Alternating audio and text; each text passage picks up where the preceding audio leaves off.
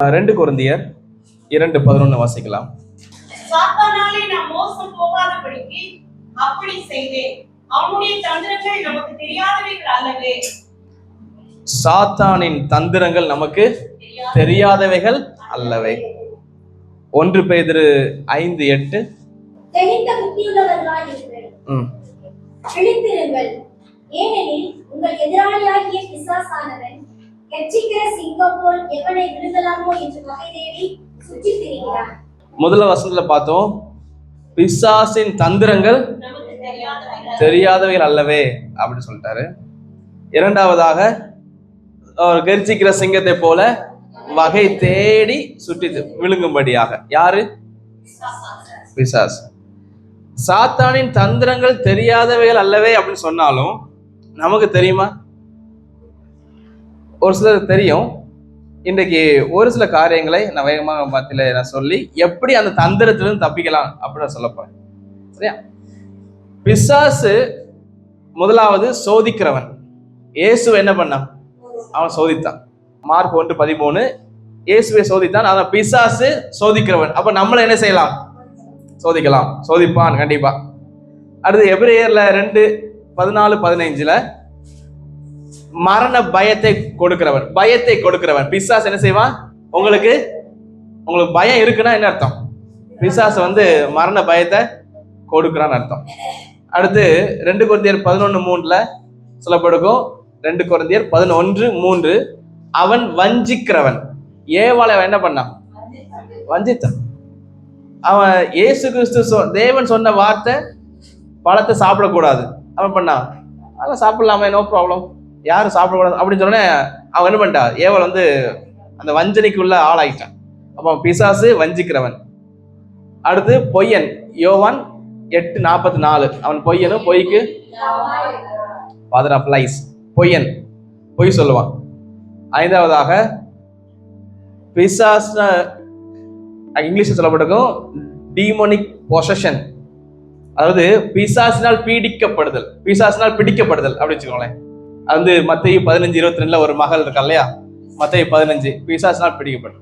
இது மாதிரி அநேகர் பிசாசால் பிடிக்கப்பட்டு இயேசுவால் சுகமாக்கப்பட்டாங்க.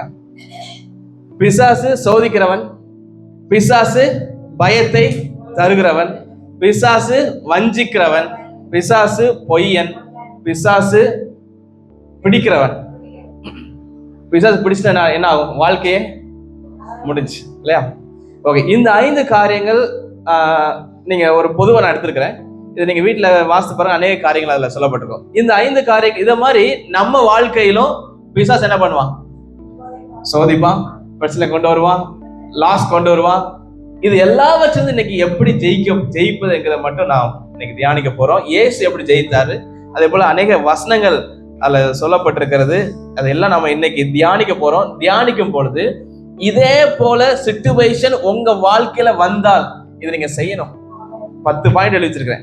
11 பாயிண்ட் எழுதி வச்சிருக்கிறேன். 11 பாயிண்ட் நீங்க என்ன செய்யணும்? செஞ்சீங்கன்னா பிசாசு உங்களை விட்டு ஓடி போவான். நாம ஒரு வசனம் வாசிக்கலாம். அதே 2 கொரிந்தியர்ல 10ஆம் வசனமும் 11 வாசிங்க. எவனுக்கு நீங்கள் மன்னிக்கிறீர்களோ அவனுக்கு நானும் மன்னிக்கிறேன். மேலும் எதை நான் மன்னித்திருக்கிறேனோ அதை உங்கள் நிமித்தம் கிறிஸ்துவுடைய சன்னிதானத்திலே மன்னித்திருக்கிறேன். சாத்தானாலே நான் மோசம் போகாதபடிக்கு அப்படி செய்தேன். ஓகே, சாத்தானால் மோசம் போகாதபடிக்கு. இங்கே பவுல் அவர் கொரிந்தி சபை எழுதும்போது சொல்ற காரியம் என்னன்னா, அவர் சொல்றாரு நான் மன்னிக்கணும், சாத்தானால் மோசம் போகாதபடிக்கு இப்படி செய்தேன்னு சொல்றாரு. முதலாவது, பிசாசின் தந்திரங்கள்ல இருந்து நம்ம ஜெயிக்கணும்னா நீங்க ஃபர்ஸ்ட் மன்னிக்கணும். மன்னிப்பு என்பது சாதாரணமாக மன்னிக்கவே முடியாது. சின்ன வயசுல இருந்து அக்கா தம்பி தங்கச்சி சண்டை போட்டிருப்பாங்க. அதுக்கடுத்து பெரியவங்க ஆன பிறகு கூட பக்கத்து வீடுக்கார சண்டை, சொந்த பந்தங்கள், கணவன் மனைவி சண்டை, மாமியார் மருமகள் சண்டை, இப்படி ஏகப்பட்ட சண்டைன்னு வரும். இந்த சண்டையில என்ன செய்ய முடியாது? மன்னிக்க கொஞ்சம் கஷ்டம். ஆனா ஆண்டவர் சொல்றாரு, மன்னிக்கலனா நீங்க பிசாசின் தந்திரத்துக்கு உள்ள இருக்கிறீங்கன்னு அர்த்தம். அந்த வசனம் 10 மீண்டும் ஒரு வயசு, அந்த 11 மீண்டும் வாசிங்க. சாத்தானாலே நான் மோசம் போகாதபடிக்கு அப்படி செய்தேன். அல்லவே. போதும். அப்ப சாத்தானால மோசம் போகாம இருக்கணும்னா நீங்க என்ன செய்யணும்? மன்னிக்கணும். மன்னிப்பு என்பது கொஞ்சம் கஷ்டமான காரியம் தான். ஆனா மன்னிச்சீங்கன்னா உங்களுக்கு நல்லது. யாருக்கு நல்லது? நமக்கு நல்லதா அவங்களுக்கு நல்லதா? ஃபர்ஸ்ட் நமக்கு நல்லது. உங்களுக்கும் அந்த டிப்ரெஷனே இருக்காது. ஒரு மிகப்பெரிய ஒரு துரோகம் பண்ணிட்டாங்கன்னு வைங்களேன், உங்களுக்கு பல 1000 ரூபாய் லாஸ், லட்ச ரூபாய் லாஸ் பண்ணிட்டாங்கன்னு வைங்களேன், நம்மளால மன்னிக்கவே முடியாது. சார் இப்படிப்பட்ட ஒரு லாஸ் பண்ணிட்டாங்களே, இப்படிப்பட்ட துரோகம் பண்ணிட்டாங்களே அப்படின்னு மன்னிக்க முடியாம இருந்துச்சுன்னா, அந்த மன்னிக்க முடியாத தன்மை உங்க மனசுல மீண்டும் மீண்டும் மீண்டும் அழுத்தி அழுத்தி உங்களுக்கு ஒரு டிப்ரெஷனை கொண்டு வரும். அதனால நீங்க நல்லா இருக்கணும்னா நீங்க மன்னிச்சே ஆகணும். மன்னிச்சு விட்டுருங்க. யாரும் என்ன சொல்லிட்டு போறாங்க? லாஸ் பண்ணிட்ட 10 லட்ச ரூபாய் லாஸ் பண்ணிட்டாங்களா, உங்களுக்கு 10 கோடி ரூபாய் கத்த தருவாரு. விசுவாசிக்கிறீங்களா? ஹல்லேலூயா. சத்தமா சொல்லுங்க ஹல்லேலூயா. அப்போ ஆண்டவரை நீங்க நம்பணுமே தவிர, எனக்கு லாஸ் பண்ணிட்டான்னு சொல்லி அவன் மேல கோபத்துல எவ்வளவு நாள் இருப்பீங்க? எத்தனை நாள் இருப்பீங்க?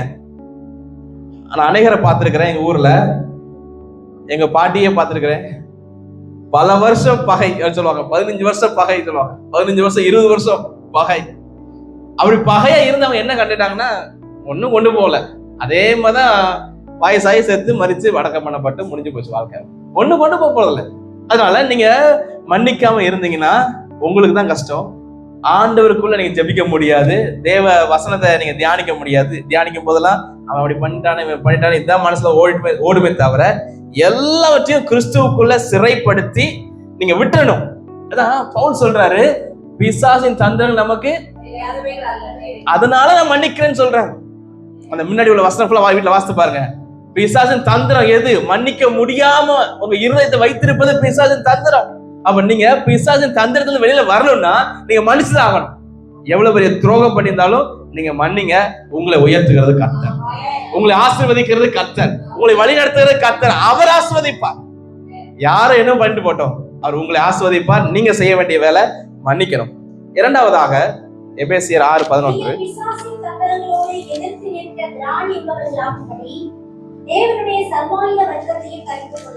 ஓகே, தேவனுடைய சர்வாயுத வர்க்கத்தை நீங்க பிசாசுல இருந்து நீங்க தப்பிக்கணும்னா என்ன செய்யணும்? சர்வாயுத வர்க்கத்தை.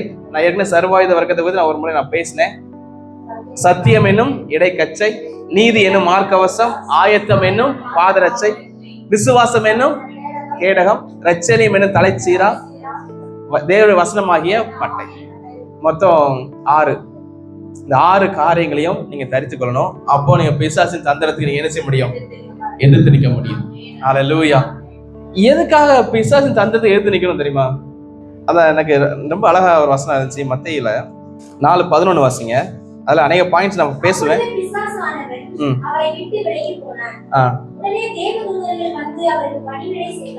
ஆமென். ஹல்லேலூயா. ஏன் பிசாசு உங்களை விட்டு விலகி போகணும்? பிசாசு போன தூதனே வர்றான். ஹல்லேலூயா சொல்லுங்க பார்க்கலாம். ஹல்லேலூயா. பிசாசு விலகி போன பிறகு யார் வர்றா? நீங்க பிசாசை விரட்டினீங்கன்னா தேவதூதனை கூப்பிட வேண்டாம், தேவதூதனை இறங்கி வந்துடும். இயேசுடைய வாழ்க்கையில் நடந்த சம்பவம். அது எவ்வளவு நாள் தெரியுமா? சில காலம் தான். பிசாசு சில காலம் தான் என்ன செய்வான்? விலகி போ. பிசாசு விலகி போகும்போது தூதர்கள் உங்களுக்கு வந்து பணிவிடை செய்வார்கள். அப்போ தேவ தூதன் வந்து உங்களுக்கு உதவி செய்யறான். ஒரு தூதனுடைய ஸ்ட்ரென்த் எவ்வளவு தெரியுமா? ஞாபகம் இருக்கா? பழைய ஏற்பாடுல நான் எனக்கு இப்போ கர்த்தர் ஞாபகப்படுத்துறாரு. 1,80,000 பேரை ஒரு வினாடியில கொலை செய்யக்கூடிய அளவு பவர்ஃபுல் யாருக்கு? ஒரு ஏஞ்சலுக்கு. 1 ஏஞ்சல் ஆஃப் த லார்ட். ஒரு ஏஞ்சலுக்கு இருக்கிற பவர் என்னன்னா கிட்டத்தட்ட 2 லட்சம் பேரை ஒரு டைம்ல வெட்டிடுவாங்க. அப்படிப்பட்ட தூதர்கள் உங்களுக்கு உதவி செய்வார்கள். ஹல்லேலூயா. நம்முடைய எதிரிகளை சிதறடிப்பார்கள். உங்களுக்கு விரோதமா எழும்பவர்களை அவர் என்ன செய்வார்கள்? சிதறடிக்கக்கூடிய வல்லமை உள்ள தூதர்கள் உங்களுக்கு உதவி செய்வாங்க. அப்போ பிசாசு இந்த இயேசுடைய வாழ்க்கையில் நடந்த சம்பவம். இயேசு பிசாசு அவளை விட்டு விலகி போன பின்பு தூதர்கள் வந்து பணிவிடை செய்தார்கள். பாத்தீங்களா? அதனால பிசாசு நீங்க துரத்துட்டீங்கன்னா தூதர்கள் ஆட்டோமேட்டிக்கா வந்து உங்களுக்கு ஹெல்ப் பண்ணுவாங்க. ஹல்லேலூயா. எத்தனை போராட்டம் இருந்தாலும் கவலையே பட வேண்டாம். இயேசு நமக்காக யுத்தம் பண்ணுவார். அவர் யார் கூட இருப்பாரு. தூதர்கள் நமக்கு உதவி செய்வார்கள்.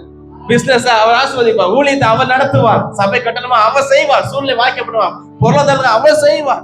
கணவர் அவர் மாற்றுவார். அற்புதம் அவர் செய்வார். விடுதலை அவர் கொடுப்பார். நீங்க செய்ய வேண்டிய காரியம் என்னன்னா பிசாசை துரத்தணும். பிசாசுக்கு ஈல்டு பண்ணிடக்கூடாது, பிசாசு இணைஞ்சு போயிடக்கூடாது. பிசாசு நீங்க என்ன செய்யணும்? எதிர்த்து நிக்கணும். ஃபர்ஸ்ட் நான் சொன்னேன், நீங்க மன்னிக்கணும், அப்பதான் பிசாசு உங்களை விட்டு போவான். பிசாசு சொன்ன உடனே டக்குன்னு கருப்பு உருவமா, நீல மூடியா, கால் இல்லாம அப்படி நீங்க என்ன செய்யக்கூடாது. அப்படி சொல்லி வச்சாங்க நமக்கு ஒரு நாள் இல்லையா.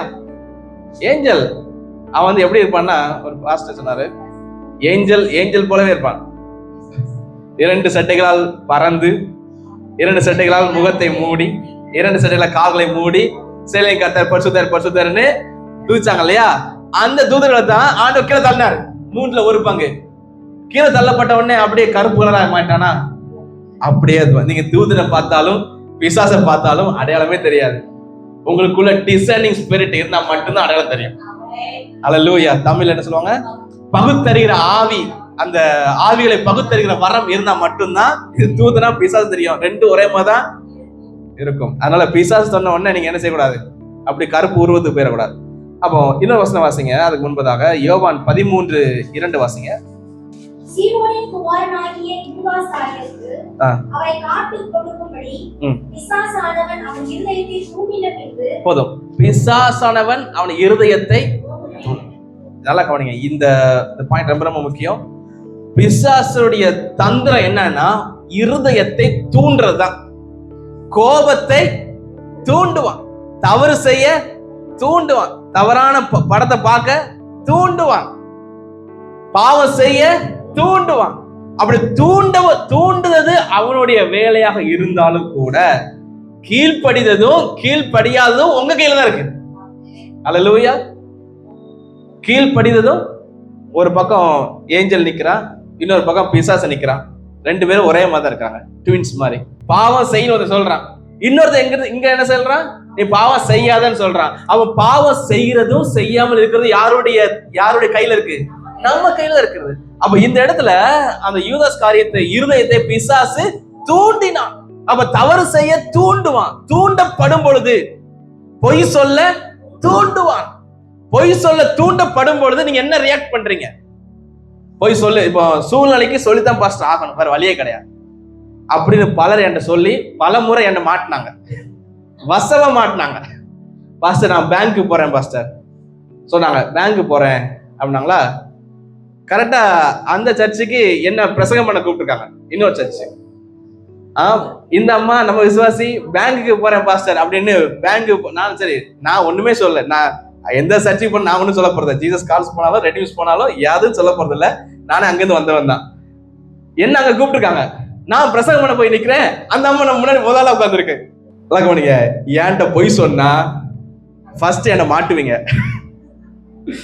2வது கர்த்தர் என்னை விட்டு பிரிச்சிருவாரு. உண்மையில சொல்றேன், உண்மை நடந்த சம்பவம். அது 2-3 பேர் என்னை விட்டு பிரிஞ்சே போயிட்டாங்க. ஏன்னா பொய் சொல்ல வேண்டிய அவசியமே கிடையாது.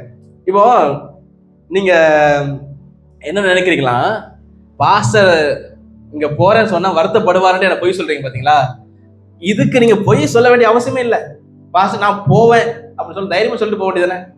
தைரியமா சொல்லலாமா என்கிட்ட ஒரு சகோதரனா தைரியமா, பாஸ்டர் நான் இங்க போறேன். அப்ப ஏன்ட பொய் சொன்னா ஒண்ணு மாட்டிடுறாங்க, 2வது கர்த்தர் என்ன என்னை விட்டு பிரிச்சிடறாரு. ஏன்னு தெரியல. நல்லா கவனிங்க, பிசாசு என்ன செய்வானா இருதயத்தை தூண்டுற பாத்தீங்களா. நீங்க எதுக்கு செவி கொடுக்குறீங்க? இது வந்து சண்டே ஸ்கூல்ல சொல்லி கொடுத்த பாடம் தான். மீண்டும் கர்த்தர் இன்னைக்கு ஞாபகப்படுத்துறாரு நம்ம ஒவ்வொருவருக்கும். நீங்க இனிமேல் கொஞ்சம் ஆண்டவருக்கு என்ன செய்யணும், இன்னும் பரிசுத்தமா. ஆண்டவருடைய பார்வையில இந்த பூமியில பரிசுத்தமான ஜனங்களை பார்க்கிறது அரிதாக இருக்கிறது. From the heaven, பரலோகத்தை கண்ணோக்கி பார்க்கிறார். தேவனை தேடுற உணர்வு உள்ளவன் இருக்கிறானா, பரிசுத்தமானவன் இருக்கிறானா? அப்ப அப்படி பார்க்கும் பொழுது அட்லீஸ்ட் நம்மளை பார்க்கிறாரு.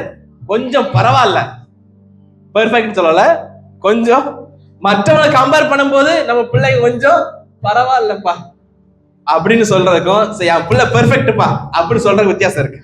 அப்படி அந்த ஸ்டாண்டர்டுக்கு நம்ம வளரணும் கர்த்தர் விரும்புறார். அல்லேலூயா.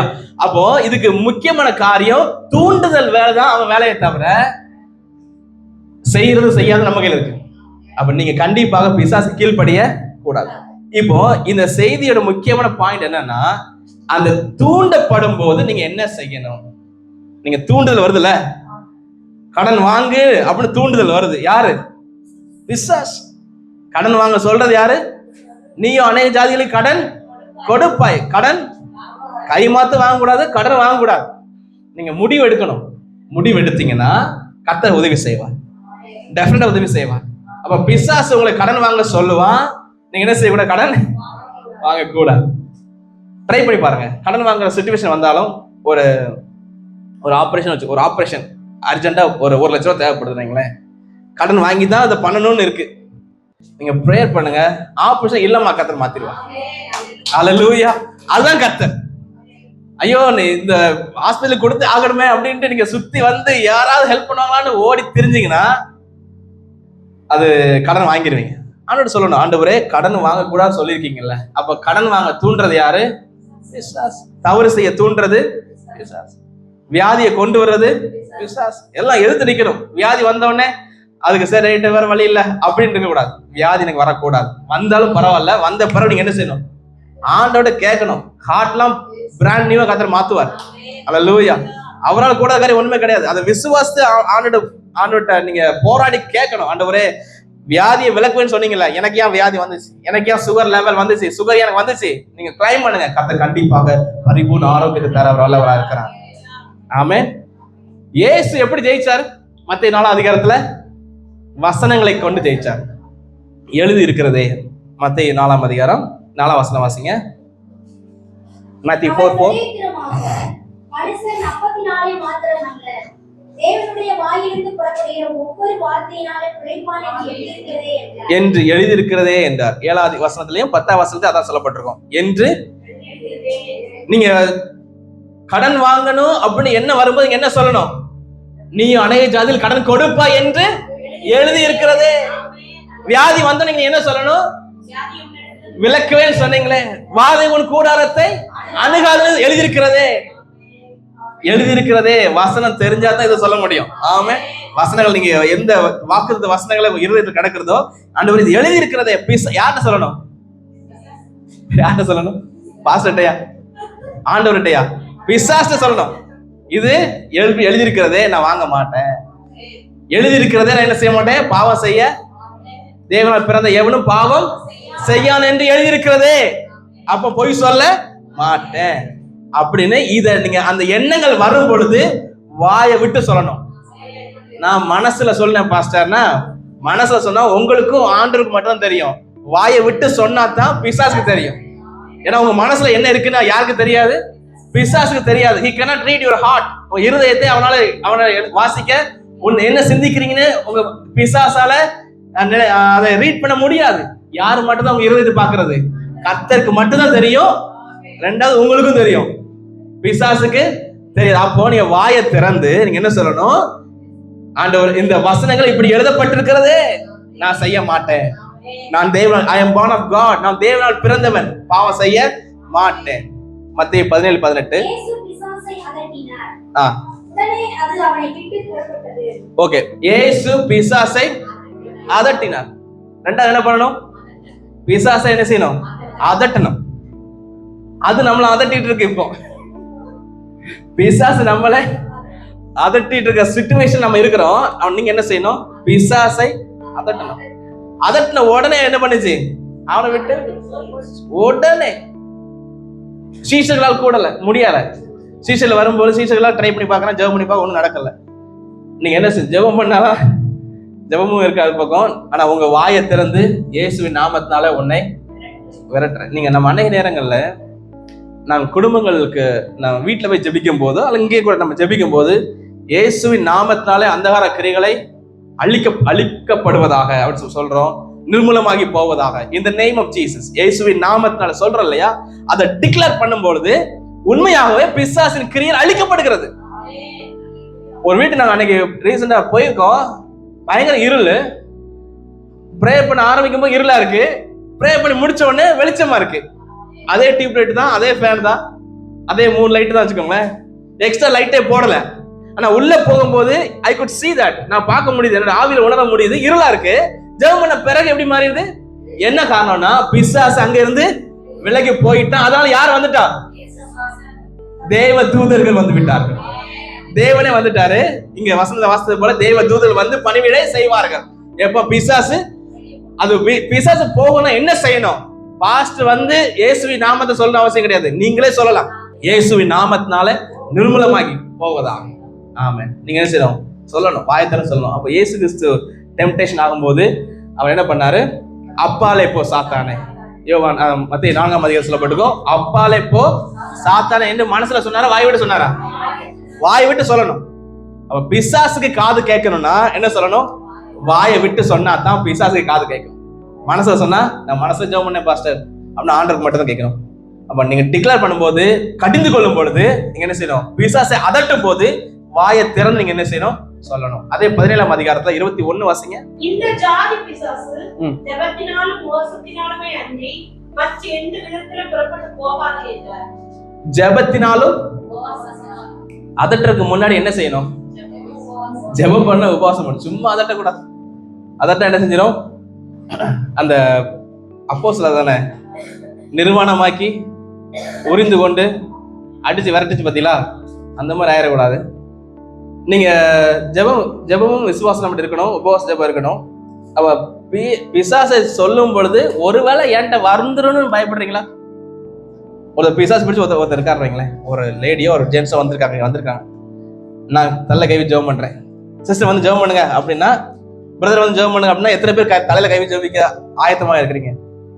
எதுக்கு பாஸ்டர் நான் கை வச்சு எனக்கு வந்துட்டுனா அப்படின்னு யாராவது நினைக்கிறீங்களா? நினைக்கல இல்லையா? என்ன காரணம்? இயேசு நமக்குள்ள இருக்கும்போது அது நம்மகிட்ட வர முடியுமா? முடியாது. ஆண்டு நமக்குள்ள இருக்கிற விசுவாசிக்கிறீங்களா? அதெல்லாம் நம்ம உள்ள உட்கார்ந்து இருக்கிறோம். அப்ப இயேசு நமக்குள்ள இருக்கிறாரு விசுவாசிக்கும் பொழுது பிசாசுக்கு என்ன இல்ல, என்னமே இல்ல. அன்னைக்கு ஒரு பாஸ்டர் பார்த்தேன், அவரு பிசாசு பிடிச்ச ஒரு அம்மாவுக்கு ஜெபம் பண்றாரு. நல்ல பைபிள் வச்சு அடி அடி நடிக்கிறாரு. பைபிள் பிடிச்சி இயேசு நாமத்துல போனாரு. அது திரும்பி பார்த்து ஒரு பாஸ்டர், நான் யாரும் சொல்ல மாட்டேன், எந்த இடம்னு சொல்ல மாட்டேன், அது உங்களுக்கு வருத்தத்தை கொடுக்கும். இது வந்து பயந்த பாஸ்டர்.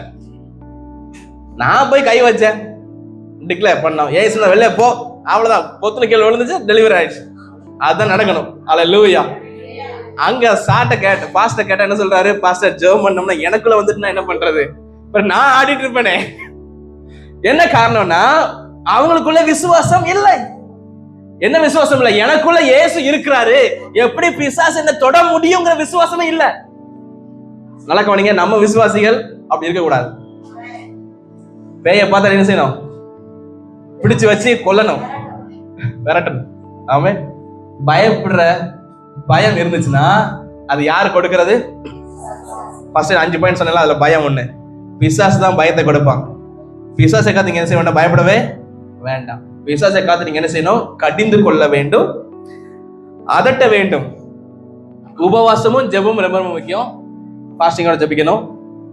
உபவாச ஜெபம் இதுக்காக நீங்க ஜெபிக்க வேண்டிய அவசியம் கிடையாது. ரெகுலராகவே சண்டே மார்னிங் ஃபாஸ்டிங் தானே, ஆல்மோஸ்ட் அநேகர் சாப்பிட மாட்டீங்க நான் நினைக்கிறேன்.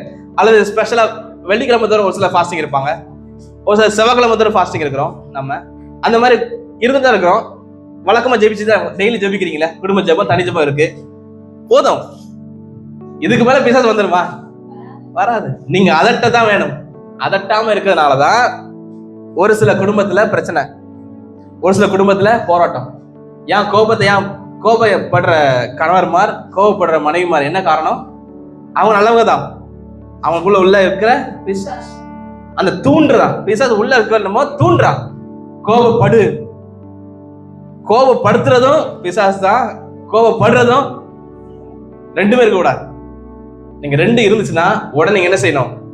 இயேசுவின் நாமத்தினால கோபத்தை தூண்டுகிற பிசாசை கடிந்து கொள்கிறேன் அப்படின்னு சொல்லுங்க. அப்படி அதட்டுங்க.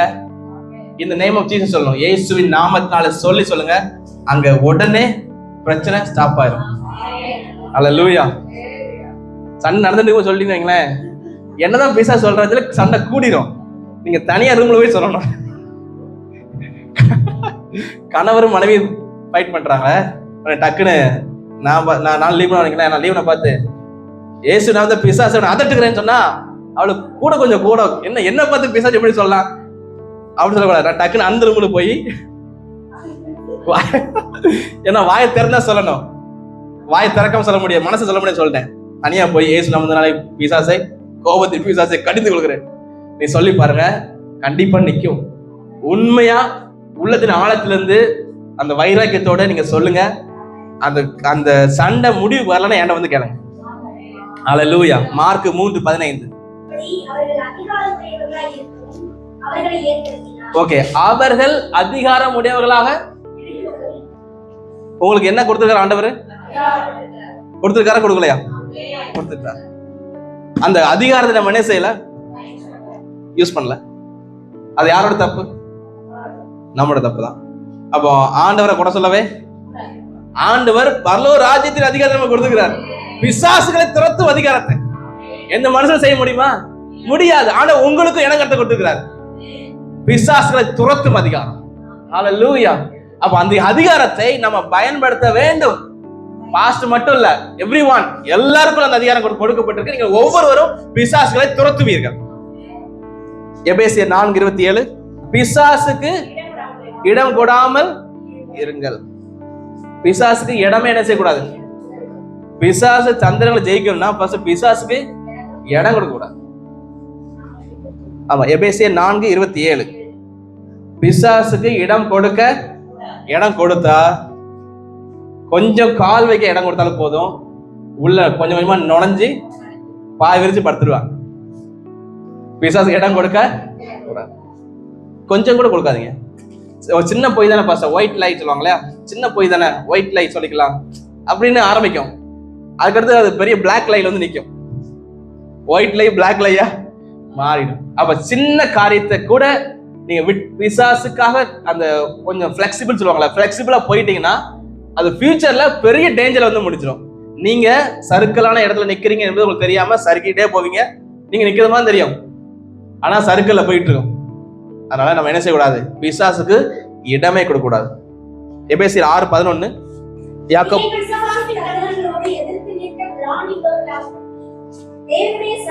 ஓகே, எதிர்த்து நிற்கணும். அதான் பாயிண்ட் சொல்ல வந்தேன். யாக்கோபு 4:7 அதை சொல்லப்பட்டிருக்கும். நீங்கள் யாக்கோபு 4:7, பிசாசுக்கு எதிர்த்து நில்லுங்கள், அப்பொழுது. அநேகர் வந்து என்ன பண்ணிட்டோம்னா பிசாசோட கூட வாழ பழகிட்டோம், எதிர்த்து நிற்காம ஒன்னாவே போக பழகிட்டோம், தோல் மேல கை போட்டு. அப்படி நம்ம இருக்கக்கூடாது. அல்லேலூயா. நீங்க என்ன செய்யணும்? பிசாசுக்கு எதிர்த்து நிற்கணும். எதிர்த்து நின்னாதான் அவன் என்ன செய்வான்? ஓடி போவான். எதிர்த்து நிக்கலன்னா அவங்க கூட வருவாங்க. உங்களுக்கு புரிஞ்சுட்டு நினைக்கிறேன். கடைசியா ஒரு வசனம் வாச, யூதா 1:9.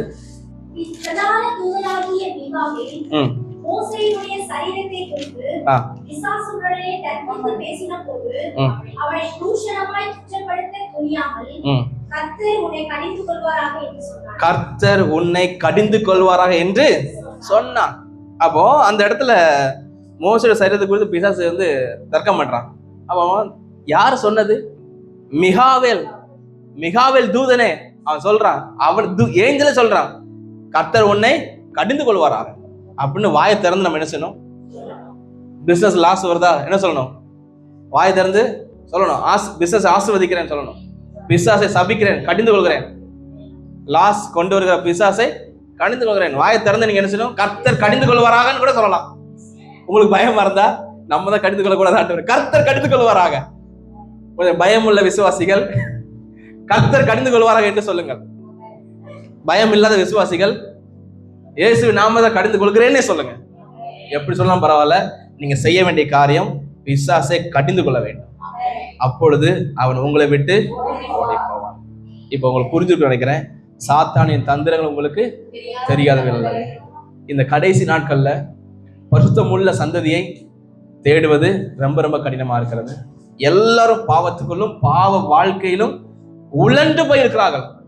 இந்த நாட்களில, இந்த சூழ்நிலையில, இப்படிப்பட்ட கால நிலையில கர்த்தர் உங்களையும் என்னையும் பரிசுத்தமாக வாழும்படி அழைத்திருக்கிறார். அதுக்கு விரோதமாக போராடுகிற பிசாசை நீங்க என்ன செய்யணும்? அதட்டணும், கடிந்து கொள்ளணும், ஜெபம் பண்ணணும், அதிகாரத்தை செலுத்தணும், துரத்தணும், இடம் கொடுக்க கூடாது, எதிர்த்து நிற்கணும். கர்த்தர் கடிந்து கொள்வாராக என்று சொல்லணும். அப்படி சொல்லும் பொழுது பிசாசு உங்களை விட்டு ஓடி போவான். தூதர்கள் வந்து உங்களுக்கு பணிவிடை செய்வார்கள். அது எவ்வளவு காலம்னா, லூக்கால சொல்லப்பட்டிருக்கும், சில காலம் இயேசு விட்டு அவன் மறுபடியும் என்ன செய்வான்? வருவான்னு அர்த்தம். மறுபடியும் என்ன செய்யணும்? கடிந்து கொள்ளணும், துரத்தணும். அந்த வசனம் மீண்டும் அதட்டணும். சரி, அந்த வசனம் நீங்க ஞாபகம் வச்சுக்கோங்க. எப்பவும் பிசாசு வந்தாலும் நீங்க கடிந்து கொள்றதை மட்டும் எப்படி கடிந்து கொள்ளணும் சொல்லியிருக்கிறேன், வாயை திறந்து கடிந்து கொள்ளணும். யாராவது உங்களுக்கு ஜெபம் பண்ண சொல்லுவாங்க, சிஸ்டர் எனக்கு கஷ்டமா இருக்கு ப்ரேயர் பண்ணுங்க, அப்புறம் நீங்க என்ன செய்யணும்? தைரியமா ப்ரேயர் பண்ணலாம். இயேசு நாமத்தினால கடிந்து கொள்கிறேன் சொல்லுங்க. பிசாசு ஓடி போவான். கர்த்தர் அவன் வாழ்க்கை சுகத்தையும் சமாதானத்தையும் விடுதலையும் நன்மையும் அவர் செய்வார். ஆமென்.